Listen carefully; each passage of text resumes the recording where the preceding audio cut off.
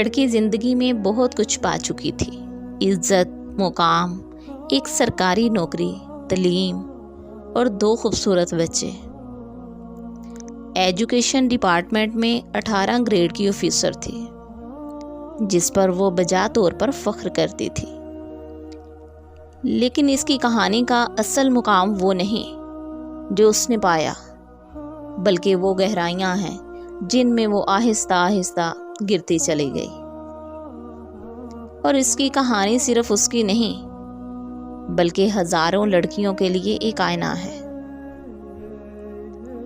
اس کی شادی اپنی ہی فیملی میں ہوئی تھی جب وہ 28 سال کی تھی۔ اس کا شوہر ہیلتھ ڈپارٹمنٹ میں 15 گریڈ کا سرکاری ملازم تھا۔ شروع کے دن بہت خوبصورت تھے، خوشیوں سے بھرپور۔ جوائنٹ فیملی میں رہتے تھے جہاں ہر دن ایک نیا رنگ لے کر آتا تھا۔ لیکن ایک خاموش خواہش، ایک دل کی آواز نے اس کی زندگی کا رخ بدل دیا۔ وہ علیحدہ گھر چاہتی تھی، شاید آزادی کا احساس، شاید اپنی شناخت کا اثبات، یا شاید صرف سکون۔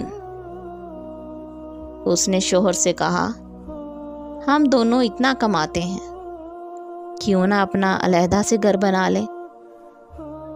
اگر ضرورت پڑی تو گاڑی بیچ لیں گے، بعد میں دوبارہ لے لیں گے۔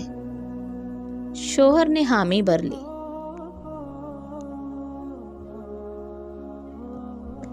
لڑکی کے پاس جو بھی جمع پونجی تھی، اس نے پلاٹ خرید لیا،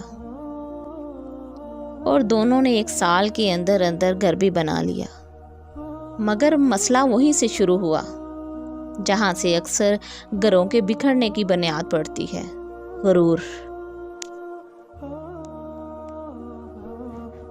کیونکہ گھر میں اس کے پیسے زیادہ لگے تھے، اس نے اپنے شوہر کو بات بات پر جتانا شروع کر دیا۔ گھر تو میرے پیسوں سے بنا ہے، تمہارا کیا ہے؟ اور اسی دوران اس کی ایک قریبی کزن، جس کا گھر میں آنا جانا بہت زیادہ تھا، اس کے دل میں زہر گھولنے لگی۔ وہ ہر بات کو توڑ موڑ کر اس کے کان میں ڈالنے لگی۔ تم زیادہ کماتی ہو، تمہیں ایسے شوہر کے ساتھ رہنے کی کیا ضرورت ہے؟ اور وہ زہر آہستہ آہستہ اثر کرتا گیا۔ لڑکی اپنی نوکری، اپنی تنخواہ، اپنے مقام پر فخر کرنے لگی، اور یہی فخر اس کے لیے زوال کا سبب بننے لگا۔ چھوٹی چھوٹی باتیں جھگڑوں میں بدل گئیں۔ بات بڑی تو لڑکی نے ایک دن شوہر سے کہا، یا تو گاڑی کے پیسے واپس کرو، یا پھر میری گاڑی استعمال نہ کرو۔ وہ بات شاید اس کے لیے معمولی تقاضا تھی، لیکن شوہر کے لیے بہت بڑی تھی۔ شوہر نے گاڑی بیچ دی اور اس کے پیسے اسے واپس کر دیے۔ اسی دوران لڑکی کی کزن کا زہر کام کر گیا اور وہ خلا کا فیصلہ کرنے لگی۔ اس نے اپنے شوہر سے بچے لیے بغیر ہی خلا لے لی۔ شوہر جس نے اس کا ساتھ دیا، جس کے ساتھ ایک چھت تلے ایک زندگی بنائی، وہ چلا گیا، مگر اس کے ساتھ وہ 2 معصوم بچے بھی چلے گئے۔ طلاق کے بعد وہی کزن اسے اپنے دیور سے شادی کرنے کے لیے راضی کرنے لگی۔ وہ شخص آرمی میں مینیجر تھا، ایک بیٹی کا باپ تھا۔ لڑکی کو مقام کی، آسائش کی، دولت کی چمک نظر آئی اور اس نے دوسری شادی کر لی۔ لیکن اسے وہاں جو ملا وہ عزت نہیں، قید تھی۔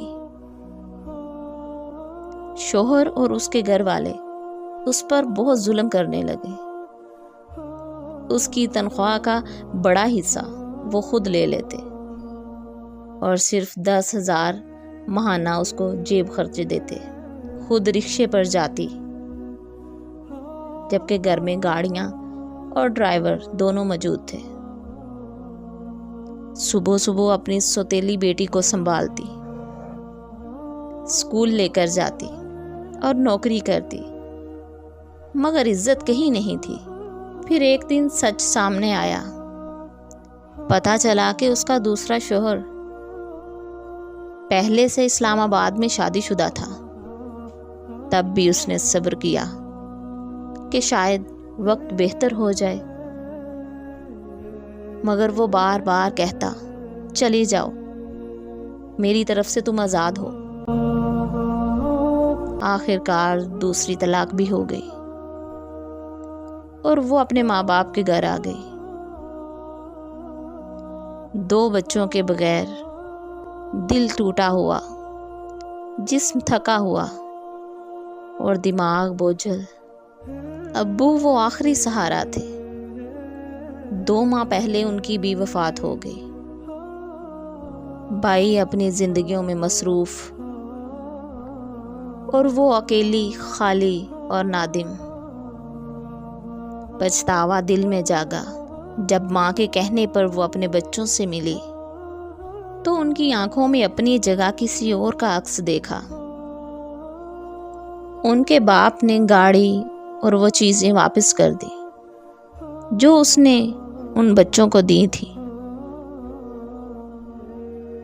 اور وہ جو کبھی فخر کرتی تھی کہ وہ سرکاری ملازم ہے، آج اپنی تنخواہ کو بوجھ سمجھتی تھی۔ وہ کہتی تھی کہ بس میرے دل کی ایک خواہش ہے، مجھے بچے واپس مل جائیں، شاید تب وہ ٹھیک ہو جائے، شاید وہ پھر سے جینے لگے۔ یہ کہانی کسی اور کی نہیں، ہمارے آس پاس کی ہزاروں عورتوں کی کہانی ہے۔